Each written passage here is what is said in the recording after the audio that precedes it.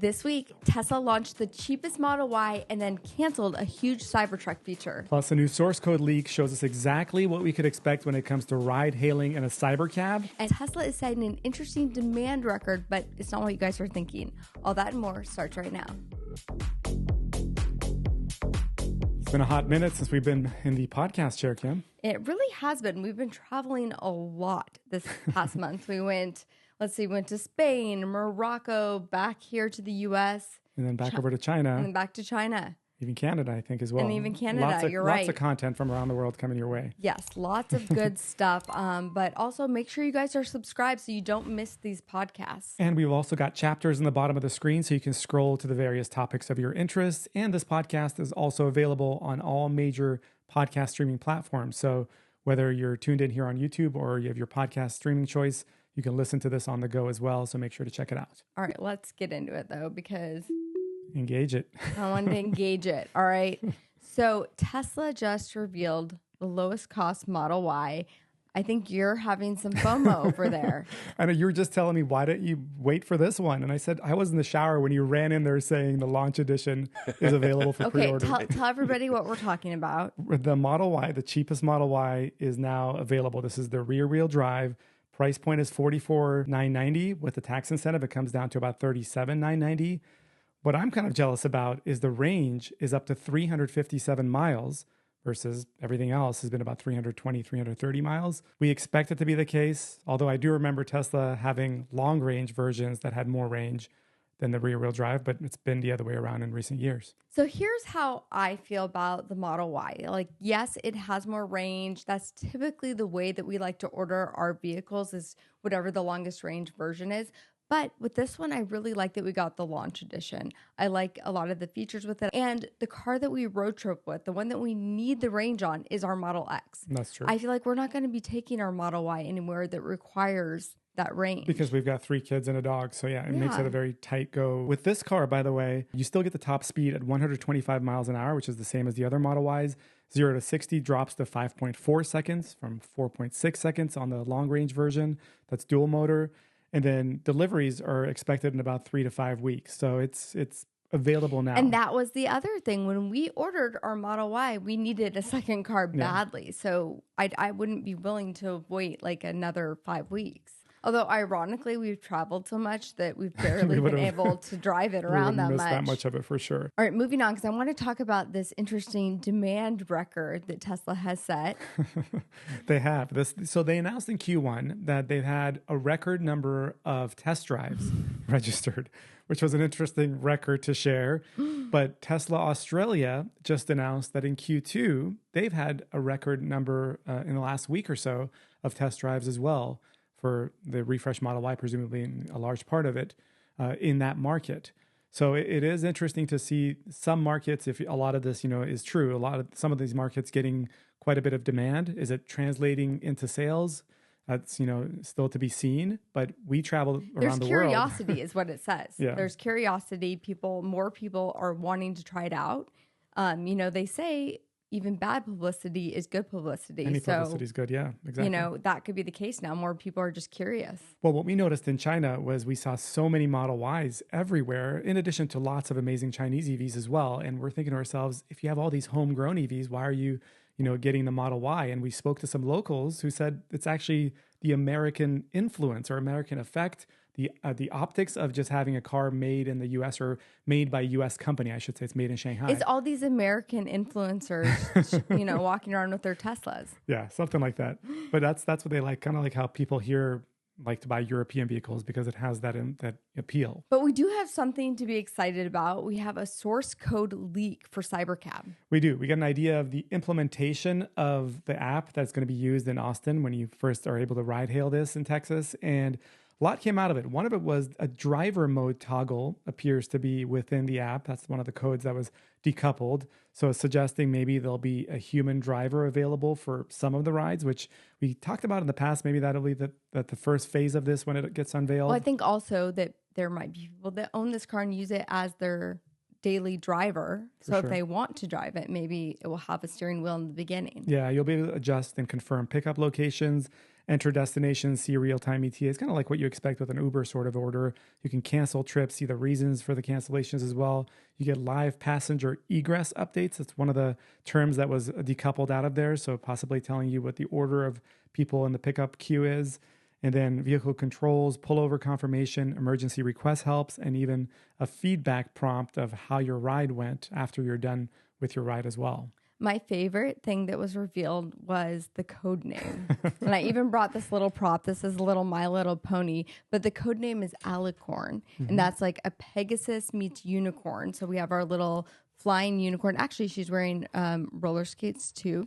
Well, what you're talking about is the internal project from Tesla is coded Alicorn for the Cybercab. So that's what came out of it. And I was wondering what that was, but I guess the wings give it that title of a unicorn being an alicorn. Well, if you think of Cybercab, the wings are like okay, the wings of the Pegasus, and then it's futuristic. So it's like, it flies, but this drives for itself.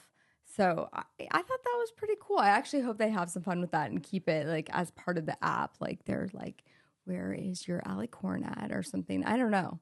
I think it's cute. They could have some fun with it. When you go to order it, instead of like the owl like on your shirt, maybe they'll show this. Now, I want to talk a little bit more about Cybercab here in a minute and how it's actually going to function and work. But I know that cabs have this reputation for stinking, but that's not really the case if you get the drift. Thanks to Drift for sponsoring today's video. So Drift makes quality air care products for both your car and your home. This month, they sent me Open Air for my house and Amber for my car. First off, I want to show you guys how minimal this is. I absolutely love the design.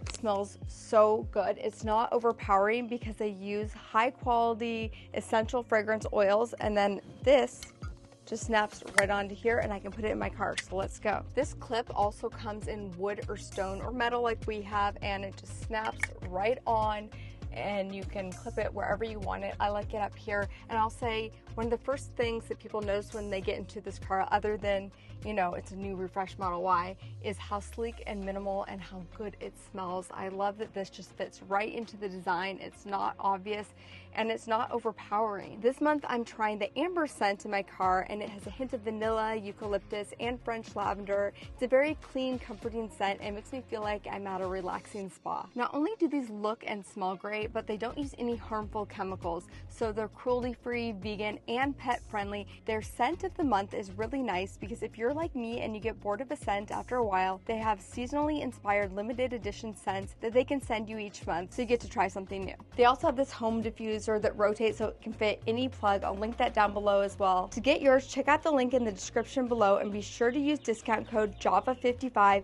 to get 55% off, or scan the QR code for 55% off. It's less than $5 for your first month. All right, let's get back to the video. We know that Tesla said that in June they would start doing it in Austin. So that is right around the corner now. Well, with Tesla saying June, I always wonder, is it June 1st or is it the way it usually is, June 30th, the last possible day to be able to get it into that June window? But we'll find out. But the end of 2026, the goal is to get to 2 million of these, being at scale and in production. But we already are seeing castings that are piling up there. So I feel like they definitely are starting to make them.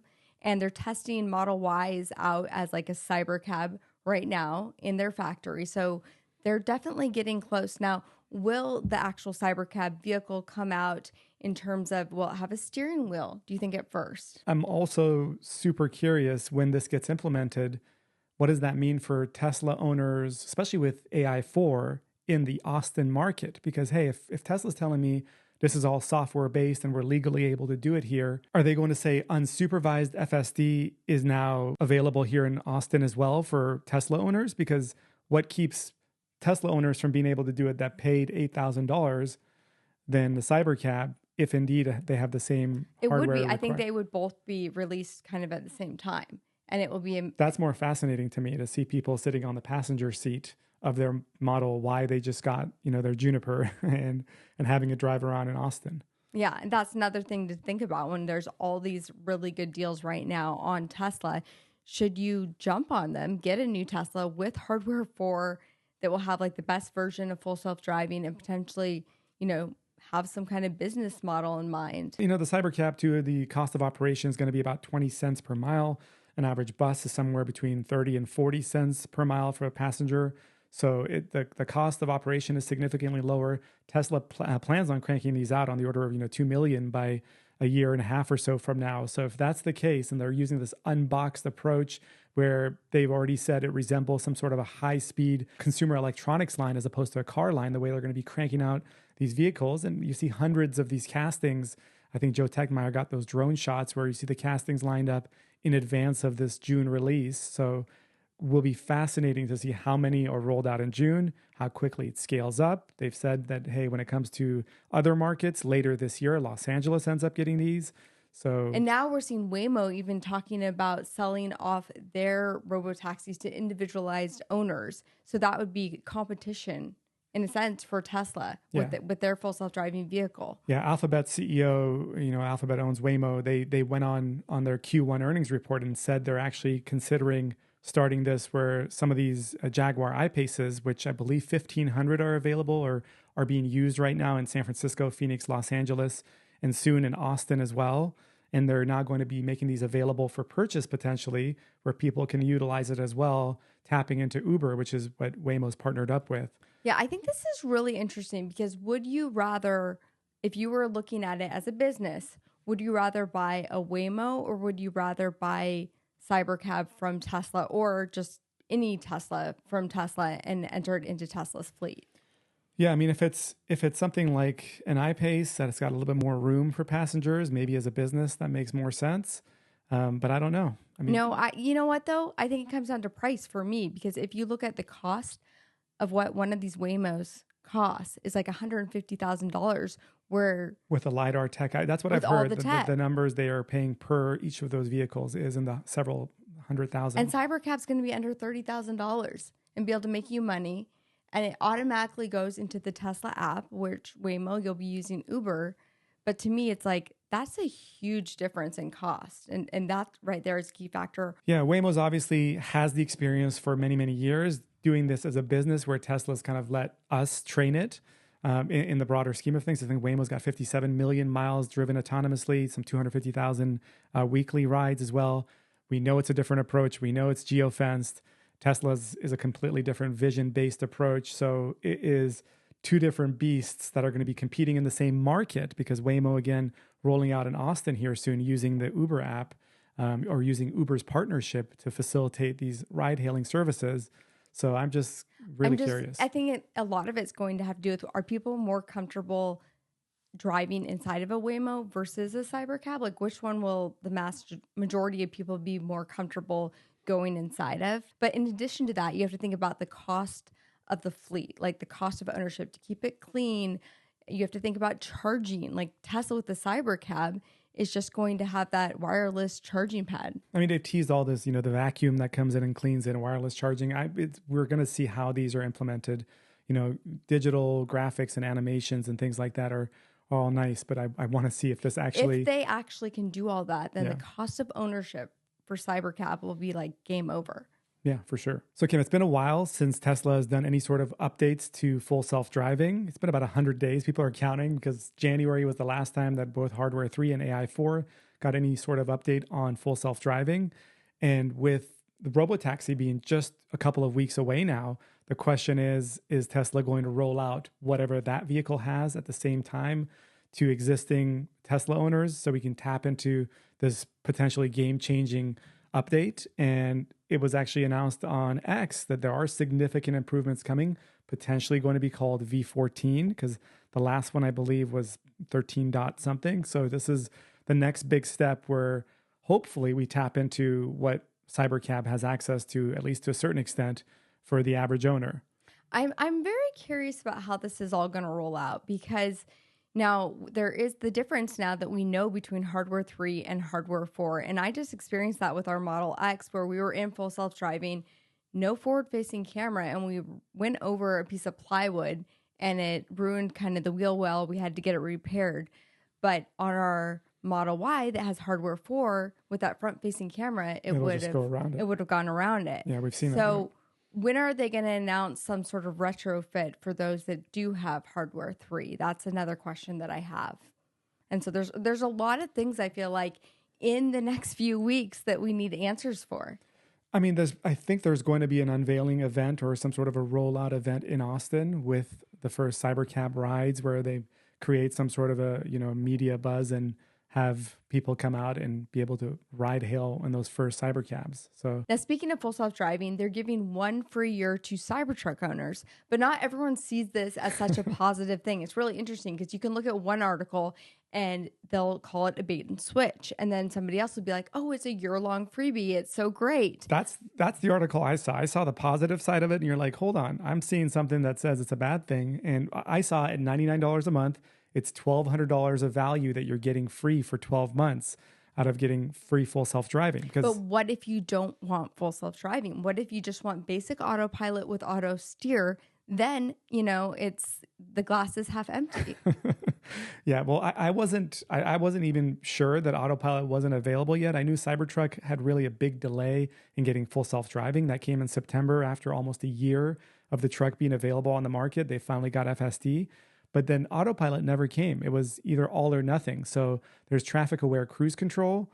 If you don't buy full self-driving, that's all you have. You don't have any sort of, driver steering assist, I guess. So they're giving autopilot's people still not there. Full self-driving. But here's the reason why I think they're doing this. I think that, well, we know Cybertruck has had a little bit of a demand issue, right? Mm-hmm. So they thought that they would have all these miles included of research that would go into them being able to do autopilot for the Cybertruck, and they didn't get it. So now they're like, well, let's give people full self-driving so we can get all that data that we need to be able to eventually, hopefully, give it to people. Yeah, I mean, that's my understanding as well, is that the people that have had Cybertrucks say that every single month for their FSD they've had since September, they're getting hundreds of gigs of data that's being uploaded in their updates into their vehicle to feed them additional self-driving data. So I think the truck, maybe, the footprint of it or however it is, that needs additional refinement to be able to handle full self-driving and autopilot, just constantly gets these updates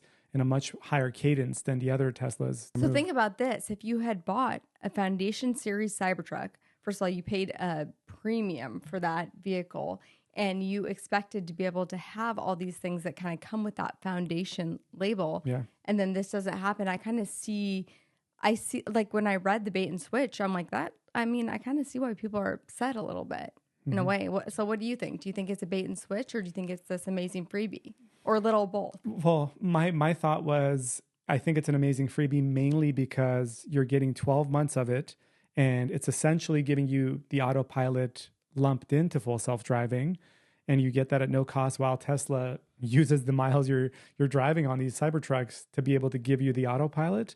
I guess there's two separate lines of code that are used for this. I'm not sure. But yes, that's my understanding, is you're still going to get your full self-driving for free while they work on refining autopilot to get to your car that should have been free. Why is it so difficult in the Cybertruck? Do we know? Does anybody know? Like why Cybertruck is so much more different than the other Teslas? Yeah, what makes it? Is it just the steer-by-wire or just the size of it? I've thought the steer-by-wire may play a role into it, which is why I wondered why the refresh Model Y didn't get steer-by-wire. Maybe because that would have really slowed the progress of, because everything else seems to be going at such a good rate. And we're looking at, we're seeing somebody over in China took full self-driving. It was in a Model Y, I think. Model 3 or Y, Model 3 up Everest, and it was able to handle all the turns. Went to the base camp, exactly 4,000 kilometers. It went some 2,500 miles from Henan province all the way over to Nepal, went to the base camp, 14,600 feet. So it went up there all on full self-driving, the windy roads and everywhere, very treacherous, snowy covered roads there. And it made it there on FSD at 95% of the way on FSD. That's why I'm like, if it can do that, why can't it do Cybertruck? And then even Li Auto's CEO over in China said that Tesla's fundamentals are very solid. So it's getting all these props from big players in the game. Competitors and such, yeah. So sure. it's kind of weird to me that Cybertruck is taking so long. And then speaking of Cybertruck bummers, and this has not really surprised me because I've kind of said this all along, but it looks like that range extender is officially being canceled. Yes, just coming in here where we have an email sent out to customers that had pre-ordered the range extender. It was a $2,000 non-refundable pre-order, by the way, for that range extender, which takes up a third of your bed and gives you an additional range. I think it went from 325 miles to 445 miles is what you were supposed to get.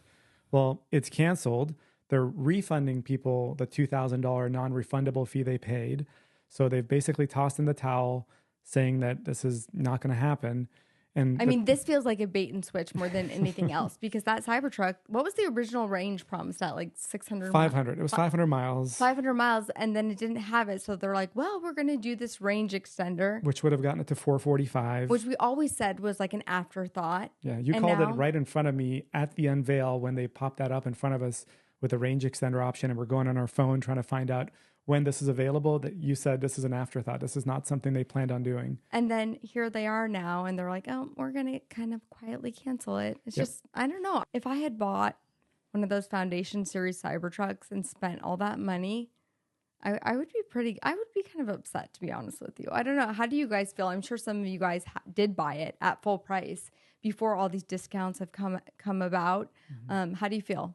Yes, I mean, it was initially planned to come out in late 2024, which is a year after the truck was unveiled. Then it was delayed to early 2025, then mid 2025. Then as of April, the extender actually disappeared off the configurator on the Cybertruck website. So there was speculation that it wasn't going to be sticking around. And in the last couple of days, the email has gone out saying it's done and you'll get your money back that you weren't supposed to get back. I don't know. It's like such a weird thing with Cybertruck because it is such a cool vehicle. It is so cool. And every time I drive it, I'm like, there is nothing else like this. And I think cool is sorry for cutting you off. You use the word cool a couple times there, and I feel like it's a poor choice of words because I feel like it's an incredible performing vehicle. Just the way it handles, the way it operates, the way it steers and turns.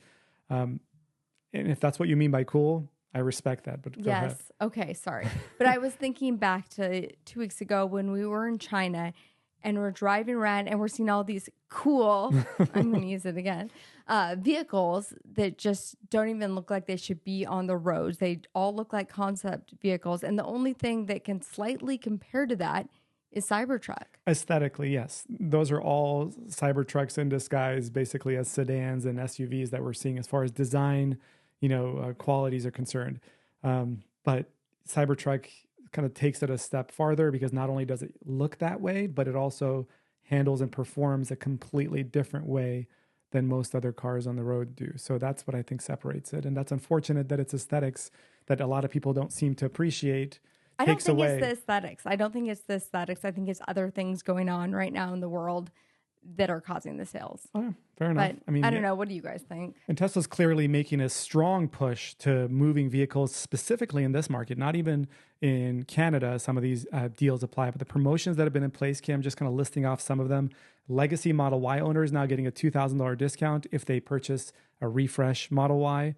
That's really interesting to see as well with this sort of push with a very demand, a car that you would think would have a lot of demand for best-selling car in the world gets a refresh, but they're pushing a $2,000 incentive on that. Free FSD transfers that are now for Model 3, S, X, and Y, 0.99% financing for a 72-month loan on the new Model Y. We just got our Model Y. The best rate we could get about a month and a half ago was about 5%.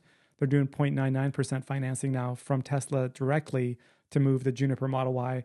0% financing on new Model 3 orders as well. And then the deep metallic blue color, the white interior now are available for no extra cost if you get a performance Model 3. So just very fascinating implementations of features that would be otherwise you would think would, have their own demand. Tesla's incentivizing them. So I've never seen Tesla with this amount of promotions. It's like all the cars are on sale right now. Right? Like there's some kind of promotion on everything, which is crazy. And, that could also have to do with the fact that there's so many different options out there right now for different electric cars. So That's you have a good point. choice. Yeah. I mean, we saw RJ Scaringe tweeting out a picture of the R2 production line in Normal and talking about the tooling process and how that vehicle, I believe, has over 100,000 pre-orders expected to come out and compete, basically be the Model 3 moment, right? For Rivian. Mm-hmm. It's going to be a Model Y competitor, $45,000 SUV. I read some of the comments on there too of people saying that I was going to get a Model Y and now I want to save and wait for the R2. So,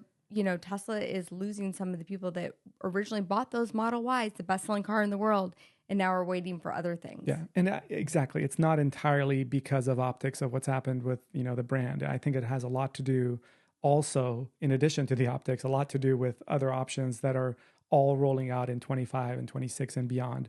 that's really shrinking the market regardless. It's just what's the pace of the shrink? Is it happening much faster than it would have otherwise, or is this what you expect? When you think about Tesla and their original mission statement, it was to accelerate the advent of sustainable transport. Now it's energy. Yeah. But they've kind of done that, right? All these car makers and new car makers are making electric vehicles. And now it's like, well, are they on to the next thing?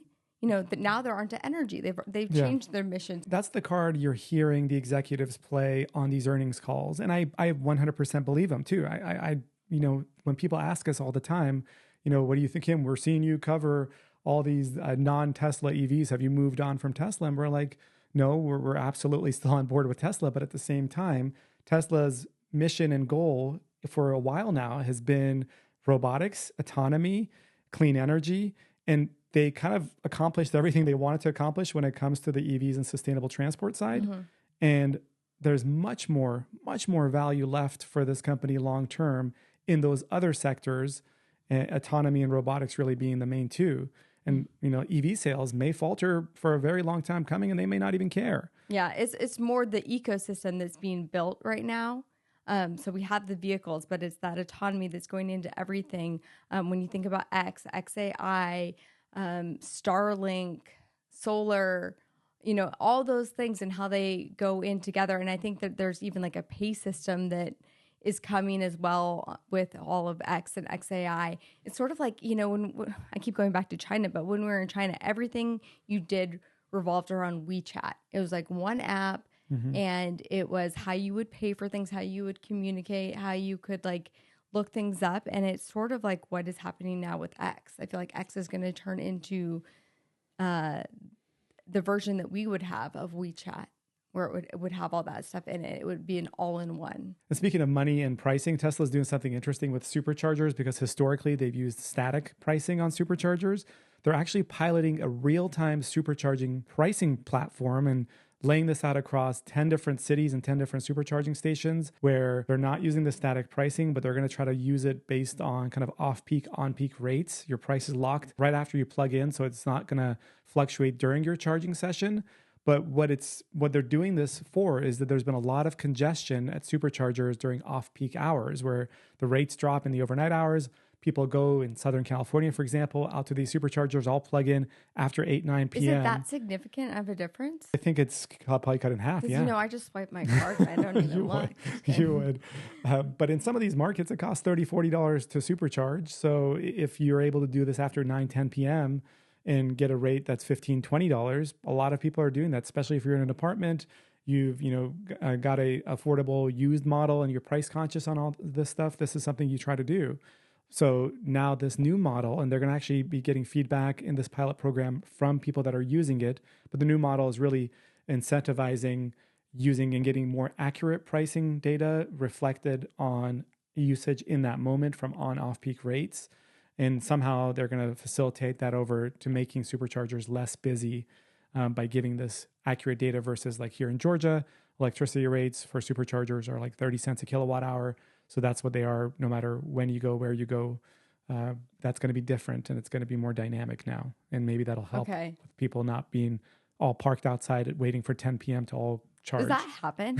Like if you live in California, does that happen? Is that like what people are doing? That's crazy. Clearly there's congestion in some of these superchargers during off-peak hours. Yeah. All right. So I think that's all we have for this week. Let me know what you guys think about this. I feel like there's a lot of interesting discussion this week about how owners feel right now about a lot of different things. So put that in the comments. Always be nice to the community. A lot of the reason why we do this podcast is really for our community to get a chance to discuss some of these topics. So we appreciate you guys. Thanks for coming along on this ride.